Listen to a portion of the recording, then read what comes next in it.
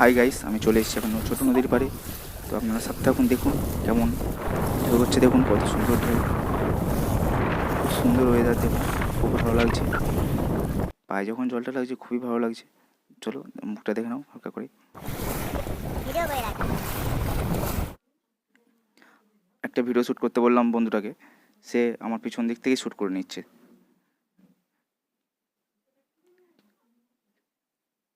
কালকের প্রচুর লোক ছিল নদীর পাড়ে, তো ঢেউটাও দেখুন কত সুন্দর হচ্ছে।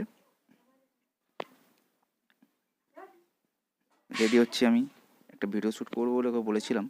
তো আমি যখন থেকে ভিডিওটা শ্যুট করবো বলেছিলাম তখন থেকে করে না, ও অনেক আগে থেকে করছে। এত ঢেমন বন্ধু, ঢেউটা শুধু দেখুন কত জোরে ঢেউ হচ্ছে। পুরো ভিজিয়ে দিয়েছিল আমাকে কালকে, ফোনটাও আমার ভিজে গেছিলো।